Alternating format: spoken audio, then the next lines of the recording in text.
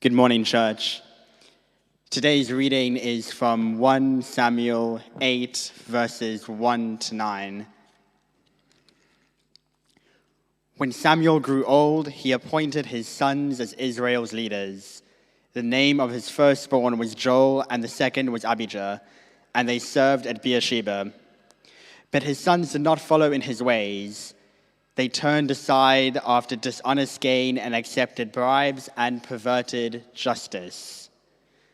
So all the elders of Israel gathered together and came to Samuel in Ramah, and they said to him, "You are old, and your sons do not follow your ways. Now appoint a king to lead us, such as all the nations have." But then they said, "Give us a king to lead us." This displeased Samuel. So he prayed to the Lord, and the Lord told him, "Listen to all that the people are saying to you. It is not that they have rejected you, but that they have rejected me as their king. As they have done from the day I brought them out of Egypt until this day, forsaking me and serving other gods, so they are doing so to you. Now listen to them, but warn them solemnly and let them know what the king who will reign over them will claim as his rights." This is the word of the Lord. Thanks be to God. Thanks, James. It's great to see you this morning. I hope you've been enjoying the sun this week and being able to get out there a little bit. And wherever you're watching from around the country, I hope you are well. We're continuing our series in our overview of the Old Testament today. And we're on to week 5, as I'm sure you know already. So let's have a brief recap of where we're up to. We started with created. God made us for a complete relationship with him. And then fallen was week 2, where humanity has fallen from that relationship with God. And so we have a brokenness between us and God, us and each other, and within ourselves. And then week 3, we were looking at blessed, how God calls Abraham so that he can have a people through whom to bless the whole world. Then last week, we thought about being freed, how God sets the Israelites free from captivity in Egypt, and how he sets us free from sin so that we are blessed to be a blessing like Abraham. Today, we are looking at falling, which is how Israel start looking for a king and how it doesn't solve the problems of all the ways in which they have turned away from God.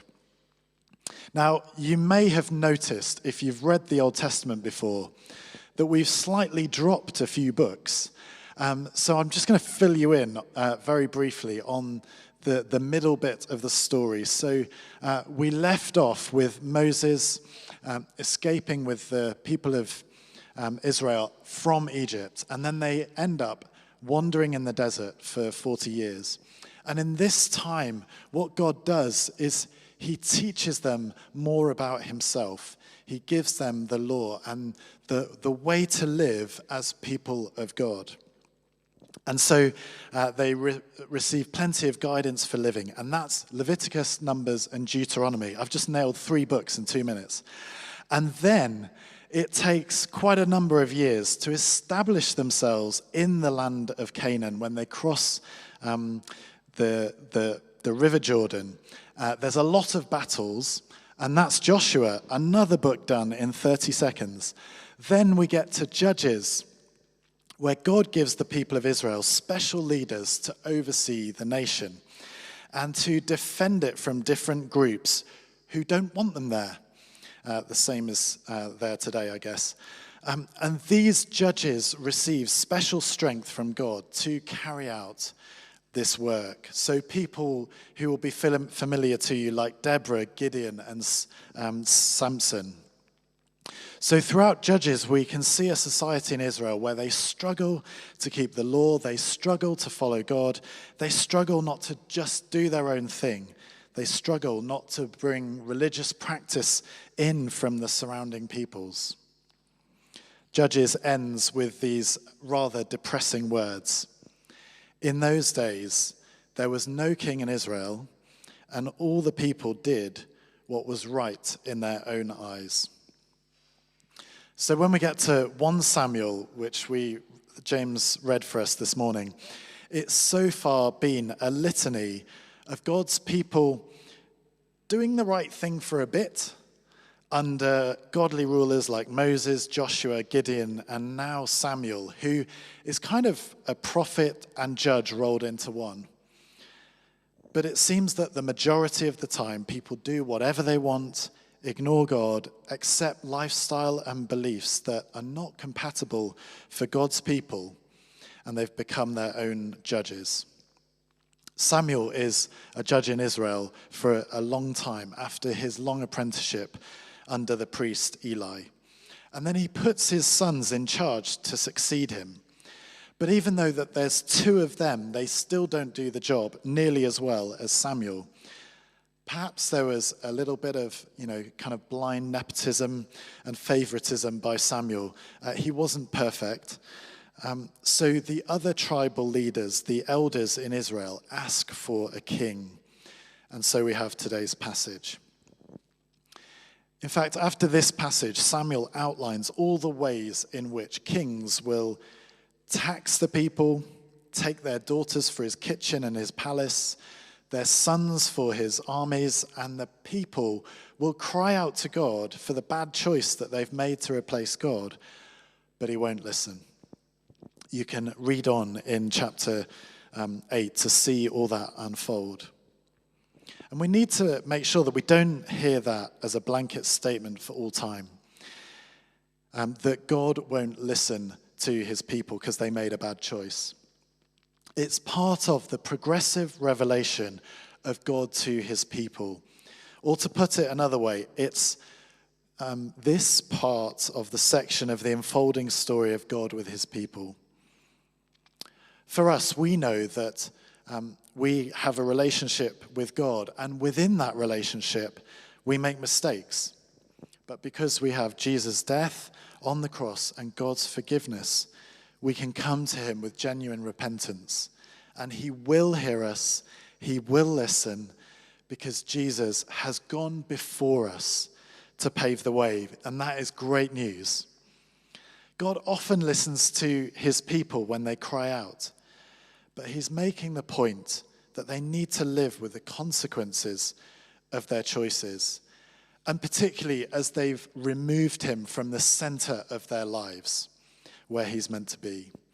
And yet, even knowing all that, they still want a king, even though Samuel must have told them that they were rejecting God by doing it. And so follows both 1 and 2 Kings and fleshed out in 1 and 2 Chronicles. Again, I'm nailing books here in the Old Testament in super fast time. And there are good kings and bad kings. There are righteous kings and truly evil kings. Kings who build palaces, kings who build, Solomon who builds the temple, kings who are good fighters, other kings who have wisdom and resurrect the law. You remember King Josiah. But the big problem is that while some kings follow God, most don't. Or they begin following God and then stop.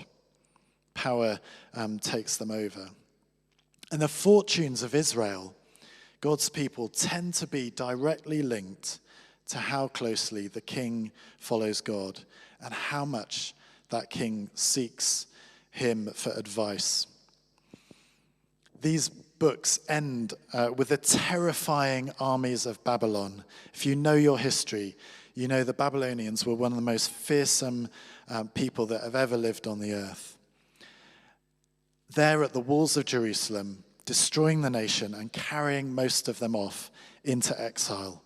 And that's where we're going next week. So tune in for next week's installment, because that's where the book of Kings ends. But I just want to briefly touch base in a key moment in our passage today. In verse 5, the elders of Israel ask Samuel to appoint a king over them, like the other nations. The big problem here is the like other nations bit. Israel was always looking at other nations to do things like them. They used idols from other nations' religions to bring into their homes and holy places to worship. They married people from other nations. They observed moral codes from other tribes. And whilst these don't sound particularly terrible things in themselves, during their time in the desert, God made it so clear to them what their part of the covenant relationship was, what their side of the relationship was. God was the one who'd rescued them from danger, from slavery, and established them miraculously by conquest into their new land. Their part was to put him at the center, to worship him, to look out for one another, to live distinctively in a way that reflected his character and values. Their part was to worship him only. You remember the Shema in Exodus 20. For him to be the biggest thing in their lives. You might be wondering, is there any difference from having a king or a judge? I'm not asking you to declare your royalist or republican tendencies here. But why does it make a difference? Basically, we can't avoid the implication that they thought that trust in God wasn't quite enough.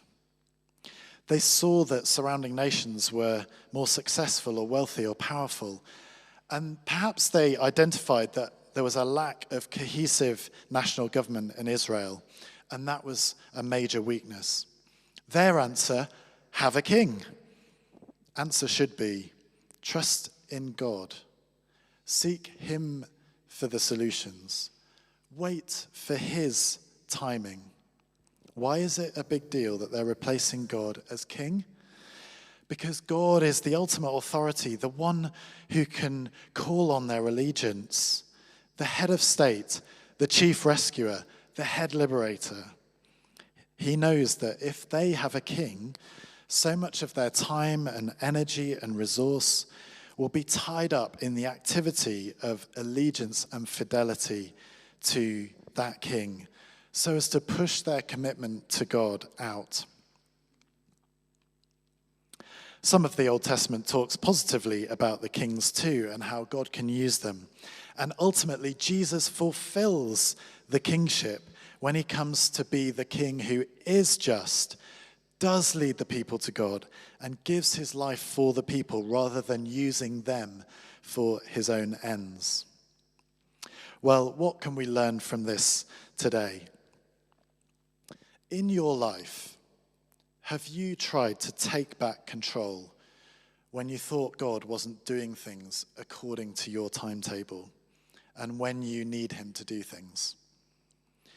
I wonder if you've looked for solutions and salvation apart from God. What are the things that we put our trust in and live our lives for instead of God? I have to confess that how God works is a mystery at times. Why he seems to act quickly sometimes, slowly at other times, and it seems like not at all in other times. Saying that you trust in God is not a flippant phrase. It needs working through in our lives. So how do you keep in mind those things that kings like David and Solomon and Josiah did? They believed that God is able to save. They knew he is committed to working out his purposes. They knew God is almighty, a deliverer, creator, sustainer, and provider. But they have to work it out in their daily life. And so you see David in particular with his Psalms working through his daily disciplines of his relationship with God. We see the amazing Proverbs of Solomon. We see Josiah digging out the law and getting it read out so that he can familiarize himself. When I'm struggling, I try to keep my basic spiritual disciplines in place so that I can have the opportunity to hear God's voice through the Bible, through books, through prayer. When it's hard, when I can't hear God's voice, or when I can't, when I'm struggling to trust, I make sure I surround myself with people who can say things and pray things that I find it hard to articulate at the time. I remember someone saying to me, "I have faith for you." And it was a great moment for me. Even if I don't feel like I've got a lot of faith at the moment, someone else can have faith for me. We need to remind each other of God's goodness, his presence, that he's in control, and we can keep trusting in him. I keep going to church so I can be around truth, around an atmosphere of worship that can give me a different perspective around people who can speak into my life, to give me some wisdom and clarity and perspective. It can be hard to hold on to God sometimes when you can't see the end of the road. The people of Israel were impatient to achieve God's plan for them. They tried to force the king's hand or force God's hand by having a king, and lots of the kings tried to force God's hand too. They wanted to be like everyone else. They thought, everyone else looks like life is fine. They didn't have a healthy, godly perspective. So I want to invite us now, as Ash and Tim come up to lead us in worship again, to take a moment to invite God into our lives again and to surrender ourselves again to him, his will, his purposes. And to look at, how does God want to build and direct my life? And be open to that. Be open to how he is going to work. Not trying to go off track, not trying to look at another way of doing things, but saying, Lord, I'm going to listen to you. Why don't you hold out your hands? And wherever you're sitting or standing, just pause. If you're going through a really tough time and there's someone near you, just hold their hand and together be with Jesus and invite him into your lives.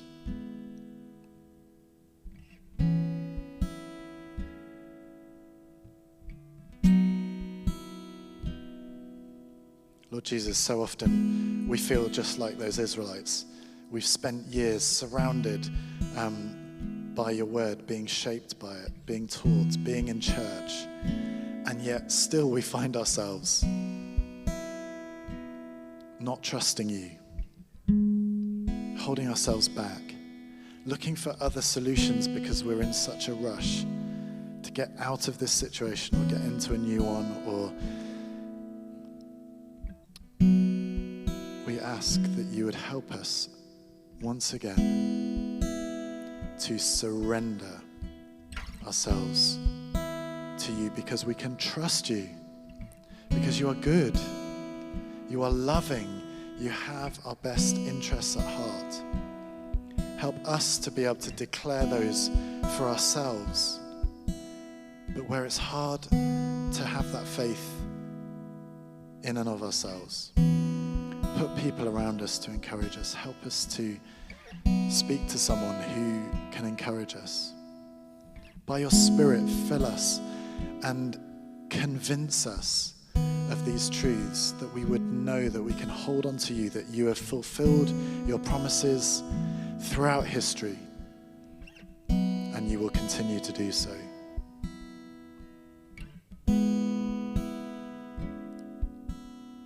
As you surrender, as you're still.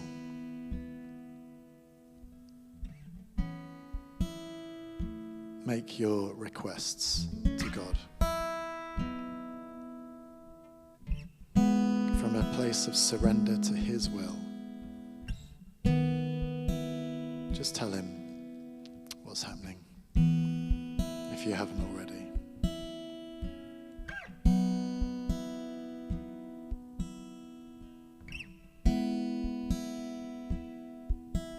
And I sense some of you need to know he is able.